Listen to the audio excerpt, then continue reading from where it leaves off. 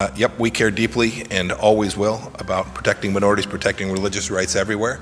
We honor Indian democracy as they have a robust debate inside of India on the issue that you raised. And the United States will be consistent in the way that we respond to these issues, not only in India, but all across the world. And with that, I'll turn it over to my counterparts to respond.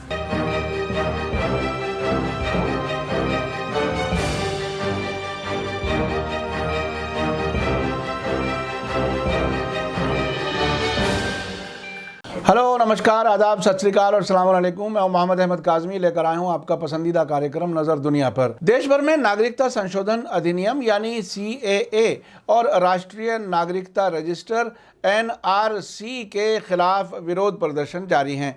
इनका असर सिर्फ भारत में ही नहीं बल्कि दुनिया भर के मुल्कों में भी नज़र आ रहा है। अब वो सरकारें भी बोलने पर मजबूर हैं जो आमतौर पर भाजपा नेतृत्व वाली मोदी सरकार की सभी पॉलिसियों को सपोर्ट करती रही हैं। ये नज़ारा हाल ही में वाशिंगटन में भारत और अमेरिका के बीच 2+2 यानी दोनों देशों के विदेश और रक्षा मंत्रियों की बैठक के दौरान नजर आया। लेकिन दिलचस्प बात यह है कि अमेरिका का कहना है कि नागरिकता कानून का मुद्दा इस बातचीत में उठाया गया, जबकि भारत सरकार ने इससे कतई इनकार किया है। इसमें देखना यह है कि झूठ कौन बोल रहा है। ऐसा लगता है कि अमेरिका अपने सो कॉल्ड इंसानियत वाले चेहरे को बचाने के लिए ये कह रहा है और मोदी सरकार इसे अनाका मसला बना रही है, इसीलिए शायद इससे इनकार कर रही है। खबर में आगे बढ़ने से पहले आपसे गुजारिश है कि अगर आप YouTube पर देख रहे हैं तो सब्सक्राइब कर लें और घंटी दबाना ना भूलें, और अगर फेसबुक पर देख रहे हैं तो हमारा पेज फॉलो कर लें और लाइक ज़रूर करें ताकि आपको हमारी हर एक वीडियो की खबर सही वक्त पर मिल सके। और अगर आपको हमारी खबर सच्ची और अच्छी लगे तो व्हाट्सएप ग्रुप, फेसबुक, इंस्टाग्राम और ट्विटर अकाउंट पर ज़रूर शेयर करें ताकि ये खबर ज़्यादा से ज़्यादा लोगों तक पहुँच सके। खबर यह है कि 18 दिसंबर को अमेरिका की राजधानी वाशिंगटन में भारत और अमेरिका के रक्षा और विदेश मंत्रियों की बैठक हुई, जिसमें भारत की तरफ से रक्षा मंत्री राजनाथ सिंह और विदेश मंत्री S जयशंकर और अमेरिका की तरफ से रक्षा मंत्री मार्क एस्पर और विदेश मंत्री माइक पोम्पियो ने हिस्सा लिया। ये दोनों देशों के बीच इस किस्म की दूसरी बैठक थी। इसके बारे में जो खबर सामने आई है उसमें कहा गया है कि अमेरिकी सरकार ने पहली बार कश्मीर से अनुच्छेद 370 हटाने और नागरिकता संशोधन कानून CAA का सवाल भारत के सामने उठाया है, लेकिन साथ ही अमेरिका ने भारत की लोकतांत्रिक व्यवस्था पर भरोसा भी जताया है। ख़ास तौर पर जिस तरह से नागरिकता कानून के बारे में समाज में चर्चा हो रही है और इस पर न्यायालय में विचार किया जा रहा है, उस पर संतोष जताया है, यानी वो सेटिस्फाई हैं अपनी तरफ से। अमेरिका का कहना है कि जो इंडिया का जो डेमोक्रेटिक सेटअप है उससे और जुडिशरी से वो मुतमईन है, वहाँ ये इस पर चर्चा हो रही है। अमेरिका ने कहा है कि वो भारत में इस प्रोसेस का आदर करता है, लेकिन दिलचस्प बात यह है कि भारत ने साफ किया है कि अमेरिका और भारत के बीच गुरुवार को वाशिंगटन में हुए 2+2 बातचीत में इन बिंदुओं को नहीं उठाया गया था। एक रिपोर्ट के मुताबिक दोनों मुल्कों के विदेश और रक्षा मंत्रियों की बैठक के बाद एक प्रेस वार्ता में अमेरिकी सरकार के एक बड़े अफसर ने यह बताया कि विदेश मंत्री माइक पोम्पियो ने अल्पसंख्यकों की हुकूक और मजहबी आज़ादी की सुरक्षा के मामले को बहुत ही साफ तरीके से रखा है। ये हमारी कूटनीति का बहुत ही अहम हिस्सा है, ये अमेरिका के अधिकारी अफसर का कहना है।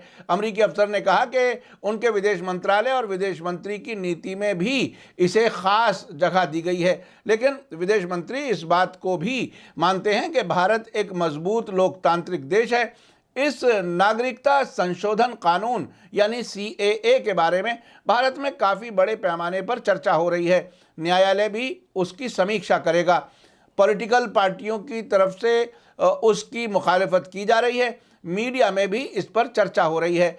ये एक लोकतांत्रिक व्यवस्था के तहत हो रहा है और हम उसका आदर करते हैं। अमेरिकी विदेश मंत्रालय के अधिकारियों ने साफ किया कि इस कानून यानी CAA की समीक्षा भारतीय व्यवस्था के दायरे में ही होना चाहिए। वॉशिंगटन से इकोनॉमिक टाइम्स की रिपोर्ट में कहा गया है कि दोनों देशों के विदेश मंत्रियों की जॉइंट प्रेस कॉन्फ्रेंस के दौरान जब एक पत्रकार ने माइक पॉम्पियो से सवाल किया कि भारत में ऐसा कानून बनाया जा रहा है जिसमें मजहब की बुनियाद पर नागरिकता दी जाएगी, इस पर माइक पॉम्पियो ने कहा कि उनकी सरकार विश्व भर में माइनॉरिटीज़ के हकूक़ की रक्षा का सपोर्ट करती है और भारत एक लोकतांत्रिक देश है, वहाँ चर्चा की प्रक्रिया जारी है। इस पर भारत के विदेश मंत्री S जयशंकर ने कहा कि कुछ खास मुल्कों से आने वाले प्रताड़ित किए गए अल्पसंख्यकों को नागरिकता दी जा रही है, जो पूरी तरह से उचित है।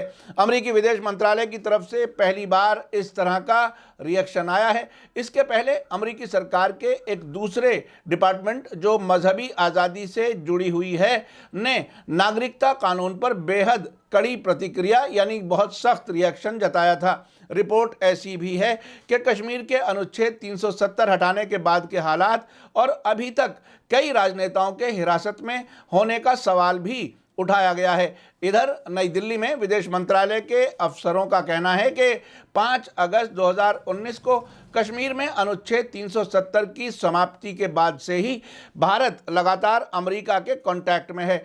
अमेरिका का दबाव यह है कि भारत कश्मीर में जल्द से जल्द राजनीतिक प्रक्रिया शुरू करे और वहां बंद राजनेताओं को रिहा करे। इस पर भारत ने उन्हें बताया है कि हालात तेजी से नॉर्मल हो रहे हैं। अमेरिकी विदेश विभाग की चिंताओं के बारे में जब विदेश मंत्रालय के प्रवक्ता रवीश कुमार से पूछा गया तो उनका जवाब था कि 2+2 वार्ता में यह मुद्दा नहीं उठाया गया। अब से पहले मीडिया स्टार वर्ल्ड ने आपको बताया था कि जब नागरिकता विधेयक सिर्फ लोकसभा में पास हुआ था उस वक्त एक अमेरिकी आयोग US commission for international religious freedom ने कहा था कि ये कानून एक गलत डायरेक्शन में खतरनाक मोड़ है और भारतीय संसद के दोनों सदनों के जरिए विधेयक पारित किए जाने पर गृहमंत्री अमित शाह के खिलाफ अमेरिकी पाबंदियों की मांग की गई थी। अमेरिकी आयोग ने कहा अगर CAB संसद के दोनों सदनों में पारित हो जाता है तो अमेरिकी सरकार को गृह मंत्री अमित शाह और अन्य प्रमुख नेतृत्व के खिलाफ पाबंदियों पर विचार करना चाहिए। अमेरिका में जब पाबंदियों का जिक्र होता है तो उस इंसान की अगर अमेरिका में प्रॉपर्टीज़ हैं तो उन्हें जब्त कर लिया जाता है और वीज़ा कैंसिल कर दिया जाता है। अब से पहले 2002 में गुजरात सांप्रदायिक दंगों के बाद अमेरिका ने उस वक्त गुजरात के मुख्यमंत्री रहते हुए नरेंद्र मोदी के अमेरिका में दाखिल होने पर पाबंदियां लगाई थीं। इस अमेरिकी आयोग ने इल्ज़ाम लगाया था कि CAB उन इमिग्रेंट्स के लिए नागरिकता का रास्ता बनाता है जो खास तौर पर मुसलमानों को छोड़कर मजहब की बुनियाद पर नागरिकता के लिए कानूनी मानदंड तय करते हैं। उसने ये भी कहा कि CAB आने के बाद NRC के लिए भारत सरकार नागरिकता के लिए एक मजहबी टेस्ट बना रही है जिससे लाखों मुसलमानों से नागरिकता छीन ली जाएगी। इस अमेरिकी आयोग ने भारत की ये भी शिकायत की थी कि उसने अब से पहले की उसकी रिपोर्टों को नज़रअंदाज किया है। उस पर भारत ने अमेरिकी आयोग के कमेंट की आलोचना करते हुए इस बयान को गलत और गैर ज़रूरी बताया है। अमेरिकी आयोग के कमेंट को खारिज करते हुए नई दिल्ली में विदेश मंत्रालय ने एक मजबूत खंडन जारी किया था और कहा था कि USCIRF के जरिए जाहिर की गई बात पिछले रिकॉर्ड को देखते हुए ताज्जुब की बात नहीं है। ये भी कहा गया था कि अमेरिकी आयोग ने पक्षपात किया है जिस पर उसे साफ तरीके से कोई जानकारी नहीं है और ना ही उसकी कोई हैसियत है। अमेरिका के बड़े अखबार न्यूयॉर्क टाइम्स ने नागरिकता संशोधन कानून पास होने पर अपनी रिपोर्ट की heading Indian parliament passes divisive citizenship bill moving it closer to law के साथ कहा था कि भारतीय संसद के ऊपरी सदन ने एक विवादास्पद यानी कंट्रोवर्शियल नागरिकता विधेयक पारित किया है जिससे धार्मिक रूप से ध्रुवीकरण का कानून बनने की तरफ एक कदम और बढ़ गया, जबकि देश भर में नए विरोध प्रदर्शन शुरू हो गए हैं। न्यूयॉर्क टाइम्स ने आगे लिखा था कि नागरिकता संशोधन विधेयक धर्म की बुनियाद पर यह तय करने के लिए एक मानदंड के रूप में इस्तेमाल होगा कि भारत में गैर कानूनी तरीके से आने वालों को नागरिकता देने के लिए तेज़ी से कार्रवाई की जा सकती है। ये बिल इस्लाम को छोड़कर सभी दक्षिण एशिया के मजहबों के लोगों के समर्थन में देश के 200 मिलियन मुसलमानों के खिलाफ है। वॉशिंगटन पोस्ट ने भी अपनी रिपोर्ट में हेडिंग दी थी, भारत मुस्लिम विस्थापितों को छोड़कर विवादास्पद नागरिकता कानून पारित करता है, जिसमें कहा था कि भारत में सांसदों ने पहली बार राष्ट्रीयता की कसौटी के तौर पर धर्म को शामिल करने के लिए अपने नागरिकता कानून में एक बुनियादी बदलाव किया है, जिससे इस बात की ज़्यादा चिंता हो गई है कि धर्मनिरपेक्ष आदर्शों यानी सेकुलर प्रिंसिपल्स पर कायम मुल्क हिंदू राष्ट्र बन रहा है, जो मुसलमानों को दूसरे दर्जे के नागरिक के तौर पर मानता है। वॉशिंगटन पोस्ट में आगे कहा गया था कि नया कानून उन प्रवासियों के लिए नागरिकता का रास्ता बनाता है जो कई दक्षिण एशियाई धर्मों के हैं, लेकिन इस्लाम को छोड़कर जो 200 मिलियन भारतीय नागरिकों का धर्म है। वॉशिंगटन पोस्ट ने भी अपने अंतर्राष्ट्रीय संस्करण में बिल के पास होने पर हो रहे विरोध प्रदर्शनों को काफ़ी कवरेज दी थी।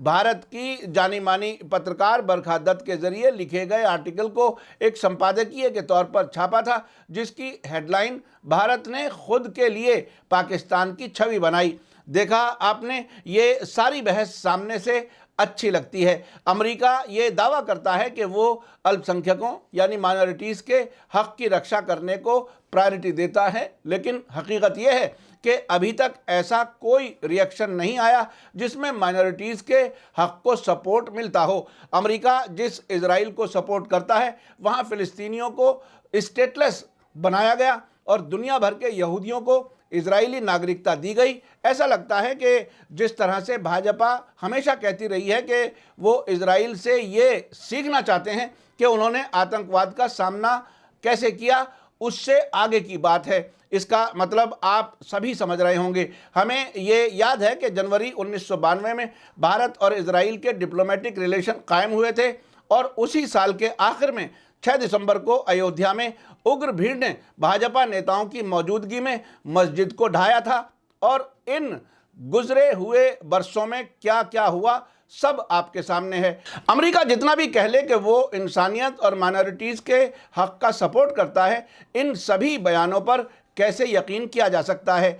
इधर अगर ये कहा जा रहा है कि अमेरिका ने नागरिकता कानून का मसला नहीं उठाया, तो इनकी भी अना का मसला है। हकीकत यही है जो सड़कों पर नज़र आ रही है और पूरे मुल्क में नागरिकता कानून और राष्ट्रीय नागरिकता रजिस्टर पर विरोध हो रहे हैं। और इन्हें कभी ये कहा जाता है कि ये सब कांग्रेस करा रही है, कभी ये कहा जा रहा है कि देश हित में गुस्सा भी और नाराज़गी भी बर्दाश्त करनी पड़ती है।